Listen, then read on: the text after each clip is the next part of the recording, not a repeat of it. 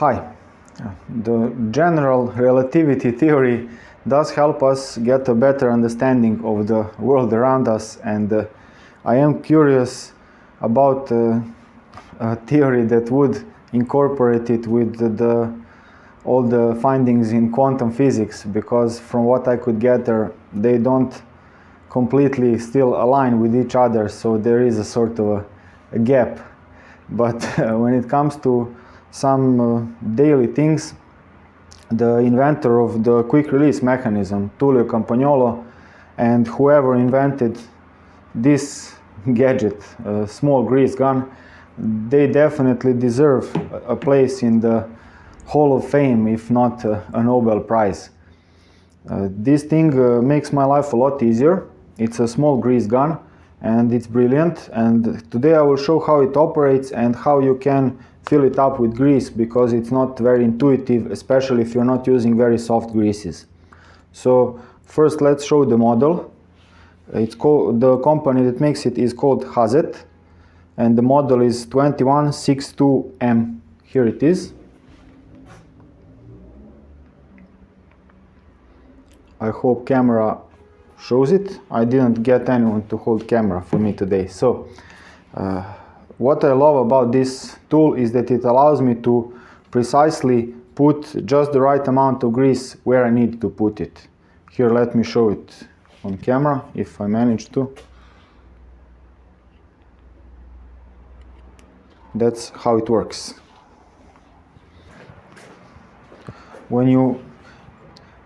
This model costs about $25, something like that, and it's been serving me very well for years. And when you buy it, it comes with two tips.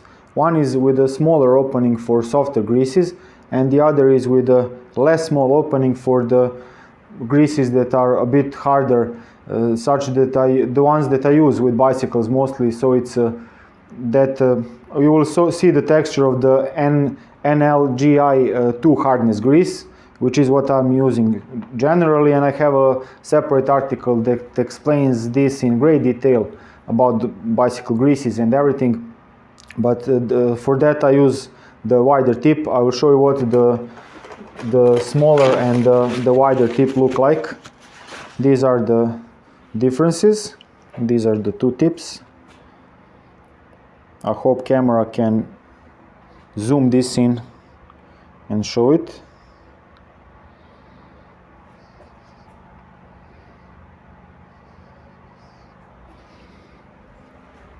And when you wish to replace them, all it takes is a 12mm wrench, and you just unscrew it. The thread is standard clockwise, so you just unscrew it and screw the other one in. So there's nothing to it. As you can see, even though it's a grease gun, I did put some anti-seize paste on these threads to prevent it from seizing up. And now I will just retighten the tip that I generally use, because it's convenient for the types of grease that I work with. And if you use a too small tip for the hardness of the grease that you're using, it will not work very properly. You will have to push with a lot of force, and the grease will still not come out in the right direction. You will have problems, and that's one way to figure out that you're using a tip that is too small. Don't ask me how I know it. Anyway, so I'll put this back where it belongs. Now I'll show you the working principle and how to fill it up with grease and get it started. This is screwed in on top of this, so I just unscrew it. And here we have the top part and the bottom part. This is hollow, and it has like a small double bottom that moves up and down. The first thing to do when you're filling it up is to push this part all the way down. That's what I'll try to do now. I'm just using a screwdriver, and I'm not sure if you can see this moving. Here the bottom is now all bottomed out, and this is the other part.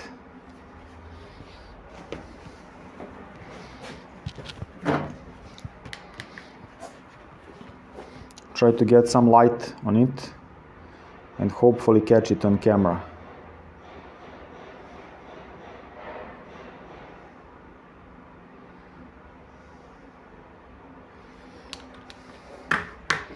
So this is the first step, and then when it's brand new, this top part will be all empty. It will not have any grease, so you need to take, I'm using a spoon to take some grease and fill this up. This is what it should look like when you're refilling it later. So it's not all the way filled, but this void inside should be all with grease filled. And the principle that it works on is that when you push this piston, it creates like a vacuum.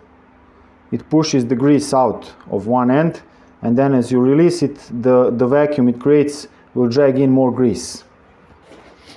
But in order for it to do that, you should not have any spots of air. It should all be filled with grease. And so as the grease comes out on the top, the bottom part gets sucked in by the vacuum. It's got a hollow point on the bottom, so that it's the seal on the bottom will start gradually moving up as you're using grease, and you can watch through this with some light to see how full it is when you're soon going to need to refill it.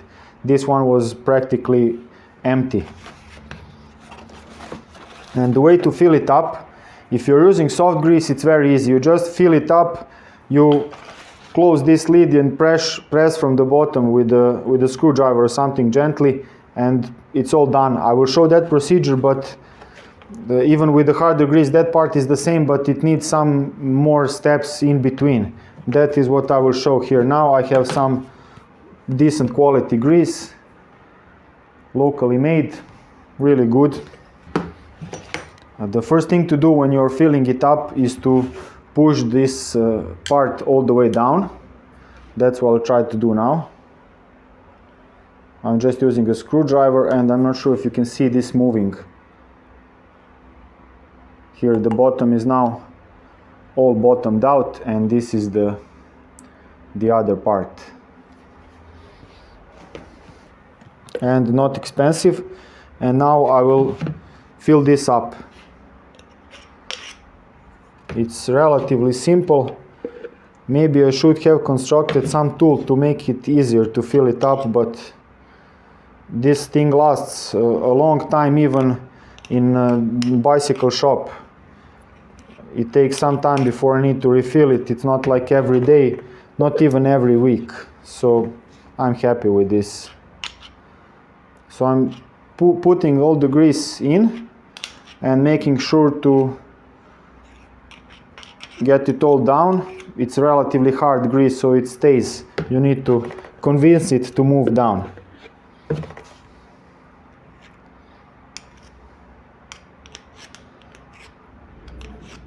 And now we have some like air bubbles creating already. You can see by the way this moves when I press it that we have some air trapped in. And that is the tricky part when filling it with hard grease. You will not be able to get all the air bubbles out by just pushing on the bottom with a screwdriver or something, but you need to hit it so that it all settles down and the air moves up. So it's loud and simple. Just like Harley air-cooled motorcycles. Loud and simple. Here you can see it's coming down.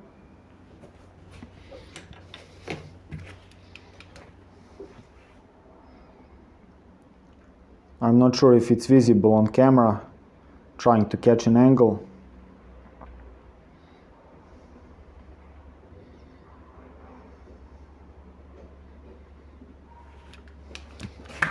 And just a few more minutes. I usually need 2 or 3 of these like loud hitting iterations to get it all filled up.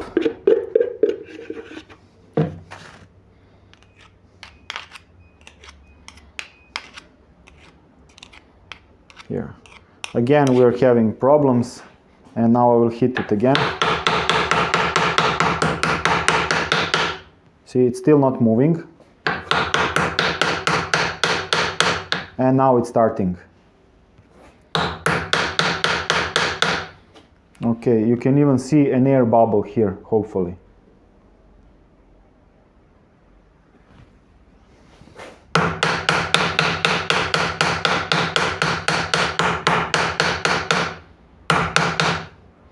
Okay, if it's a very hard grease you're using, it even helps if you take a screwdriver and hold it like this to make gravity work for you, and just put the screwdriver inside to make like a sort of a hole so that the air can more easily come out. But with the greases that are used generally with bicycles, there's no need to do that. Just heating it does the job.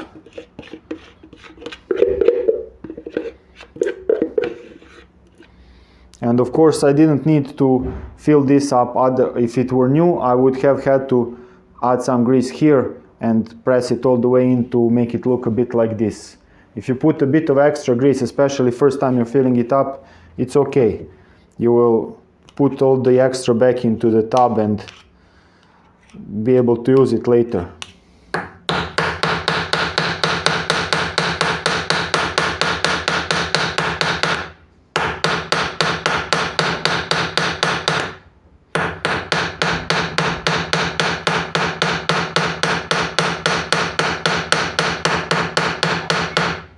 And that's how they invented techno music. Okay, just in case, testing it. No, it's okay, no air bubbles, nothing. It's almost full, it's not coming down any further. So just to be on the safe side, I'll put a bit more grease on top and try to get it all back. Okay, it's looking good.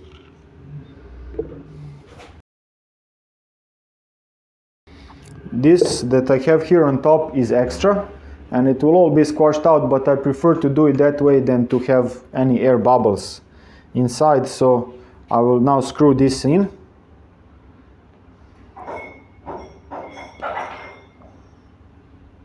Gently, trying not to cross thread it. It will not go easily because I'm working against the grease. It's getting trapped there, so causing some problems, and here it's getting squashed out on the outside, and I will remove all that. Normal people probably use some gloves, but I really don't like working with gloves, and with all the pros and cons of that. So I'm screwing it back in, and after a few turns I have stopped. I did not screw it all the way in, and I will now show and explain why.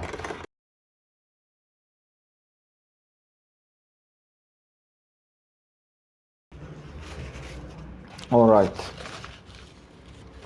Now, this upper part has a small slit in the front end where the nozzle is, and I will now push the bottom with a screwdriver gently, and my goal is to squeeze some grease out of that. You will see it coming out. Once you see that's happening, you can screw it back all the way in. You've compressed it all the way and all the air is out. So let's try to catch that on camera. So I'm pressing it with a screwdriver. And here I'm not sure if you can see the grease coming out. That's good. Now I will screw it all the way in. Okay, remove all the excess grease.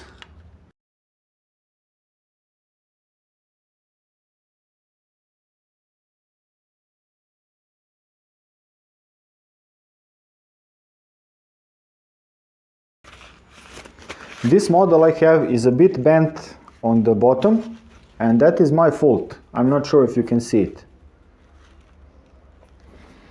You can never underestimate human stupidity.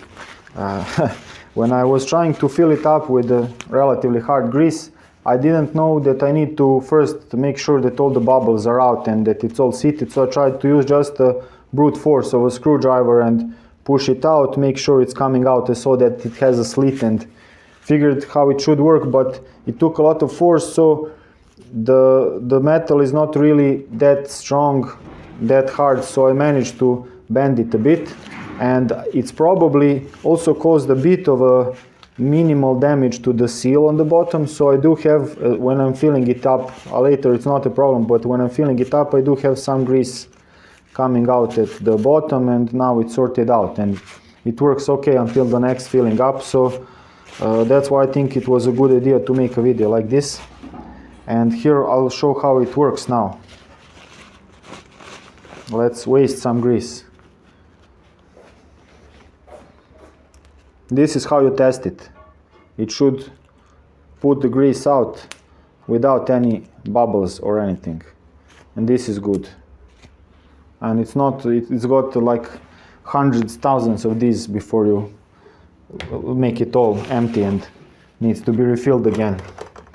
As for the tools needed for this model, you need a 12mm open end wrench, or even the closed end wrench works, the O end. So 12mm wrench to replace this end of the nozzle. You need some sort of a flat screwdriver, flat blade screwdriver. This is a 6mm one. It fits perfectly. No need to use anything larger, and no need to use anything smaller. You are more likely to pierce or bend something. Don't use a lot of force, as I did. You need some sort of grease.